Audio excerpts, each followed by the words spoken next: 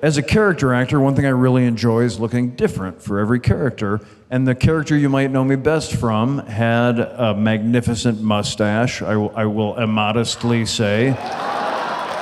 And he had a very funny pompadour-like hairdo that we called the full douche. That was what that character looked like, and he had a certain demeanor. So when I play other characters, I can't look like that. And so, despite all the incredible life gifts that I got from that show, the one thing that Ron Swanson cost me is my mustache. It's pretty heavy. But a price that I'll gladly pay. I would also offer a lip and an earlobe and 3 fingers for my left hand. Like I'll happily trade my mustache for 7 years of that job. But here's the thing. Out of all the incredible support I get from my fans, there's this one particular color that I want to talk about. Now, something you should understand about actors is we have this kind of superpower that anything you say to us, we can understand is a compliment. It's a very nice way to live. I highly recommend it. But there's this one stripe of compliment that I want to talk about for a second. It happens once in a while, and it sounds like this. This is a quote from Twitter. I saw Nick Offerman without his mustache. I vomited and died.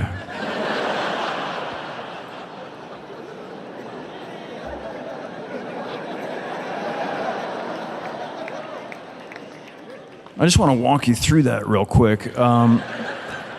First of all, thank you for the compliment. But let's look at this supposition that you're making. You looked at a thing, and it made you feel, we've all puked. It made you feel in that fucking horrible way of like, oh my God, the worst. And then you puked from looking at something. And then, as if that wasn't bad enough, then you died. The worst possible thing happened, you died. And the thing that you looked at that made you have the worst possible experience, followed by an even worse experience, was my fucking face. So maybe just tone down the compliment slightly.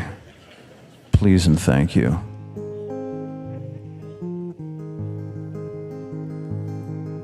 I understand you've come to love another man.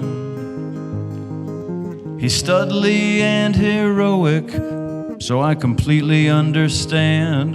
But now your expectations are a little high, I fear.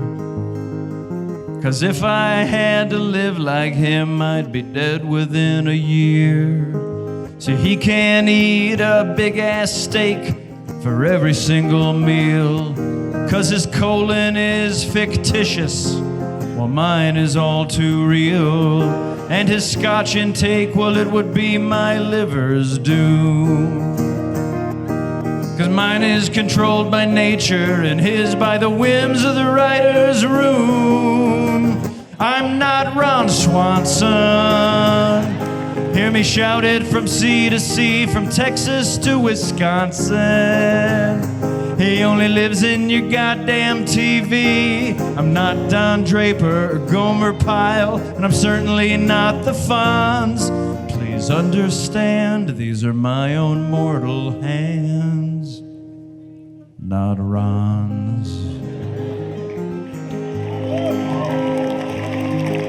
While eggs and bacon start Ron's every day, I require the occasional cantaloupe to keep the heart attacks at bay. And public libraries are nothing but heroic to me. They're not the buttholes of Satan that Ron believed them to be. Duke Silver could fill your ear holes, ladies, with his salty jazz. But my own horn has none of the panty-dropping magic that Duke Silver has. The death of Lil Sebastian was just the second time Ron ever cried. But I was blubbering for a month after Inside Out when Bing Bong died. 'cause I'm not Ron Swanson. My heart, my soul, my bones, my ass, and my Johnson. They're mine and mine alone. I'm not Liz Lemon or the cast of Friends. I'm not even Mr. T. Oh, I hate to disappoint you, but I'm just me.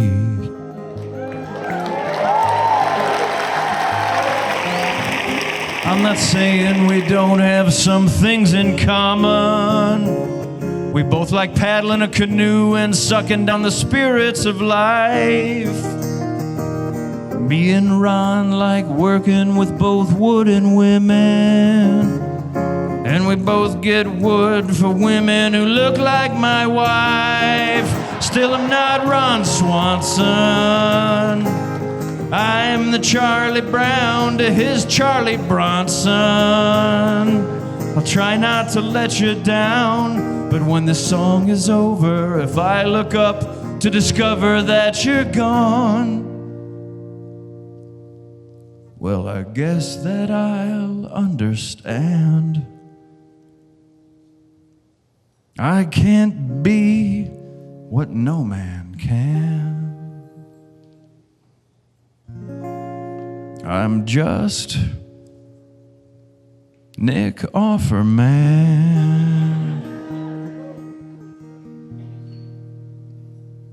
and I'm not Ron.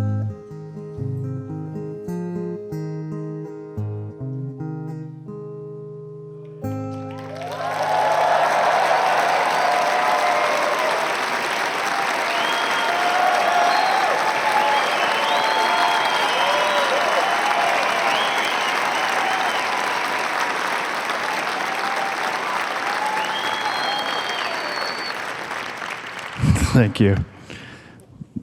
More than a touch of catharsis in that song.